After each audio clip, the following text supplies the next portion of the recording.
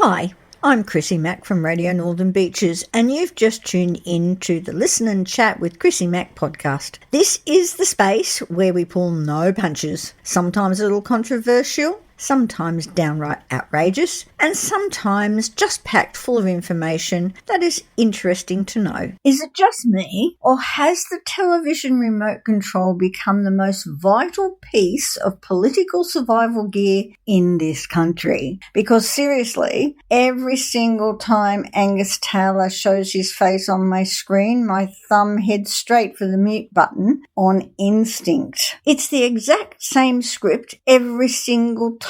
We have to get rid of this rotten Labor government, the worst government ever. It's exhausting. And honestly, it feels like we're being treated like we are completely thick. It's as if he's entirely convinced that if he just says it enough times, spins it hard enough, or yells it out as loud enough, we will all just glaze over and be brainwashed into believing it. How dare he treat the public like a pack of mindless morons? We are intelligent people. We can look at the nuances, we can evaluate policy, we can spot a broken record from a mile away. Look at the play style. It is Peter Dutton version 2. It's like Angus just picked up the old playbook, didn't change a single word, and decided to run with it. Now let's look closer at that playbook, because if you listen to the opposition's economic lines right now, it sounds a whole lot like Dutton era, but delivered by a completely different vehicle, and that is why it feels so hollow. When Dutton talked about the economy, he didn't talk like an economist. He talked like an ex-cop. His message was tiered for fear and protection. It was a populist angle aimed straight at the outer suburbs and regional towns. The elites are taking your money, cost of living is killing you, and I'm here to protect your wallet. It wasn't sophisticated, but it was raw and direct. But enter Angus Taylor. He's a corporate technocrat. First class honours in economics from Sydney Uni, a Rhodes Scholar at Oxford, a former partner at McKinsey. On paper, the guy is an economic powerhouse. So you would expect his economic messages to be entirely different, right? You'd expect sophisticated, deeply costed, structural alternatives to the Labor budget. Instead, he's playing the brawler. But it sounds like a corporate sideshow on a loop. When the Rhodes Scholar stands at the podium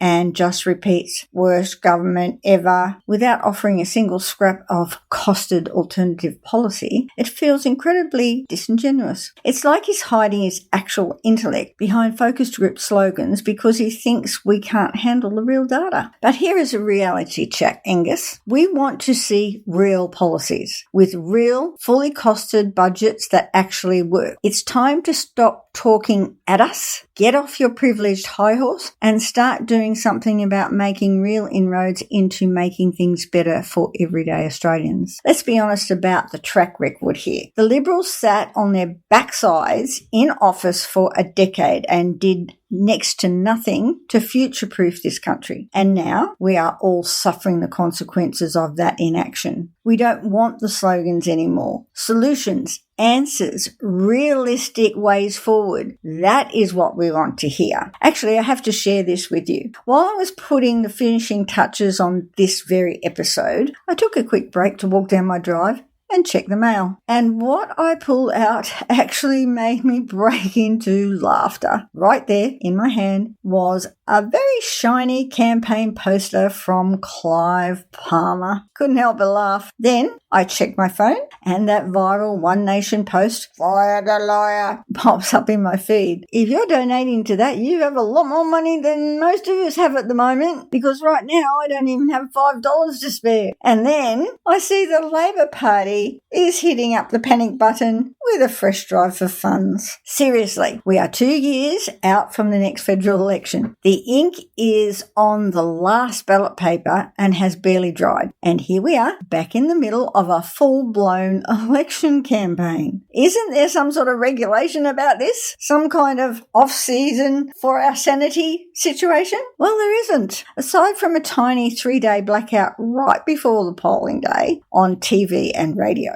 these guys can harass your letterbox and your social media all year long. Or is that all 2 years long? And what really ticks me off is they don't have to tell the truth at any time during that time. And if there's any one thing that has to be changed, it's that. They should be made to tell the truth, and then we would get a clear picture of what is actually going on. Are we really going to have to go through this for the next 2 years? Are we going to be stuck in this permanent state of spin and shouting? In blatantly frank terms, bugger off the lot of you. Just let us get on with our living. Let us get on with surviving. We've got bills to pay, families to raise, and a country to run. While we're busy doing the actual work of being Australians, how about you lot spend the next 2 years cleaning up the mess you've made, and maybe, just maybe, cleaning up your own act? We don't want your posters. We don't want your fundraising emails. We want you to do your jobs. Is it really too much to ask? This is Chrissy Mack, and these are my opinions and not necessarily anyone else's.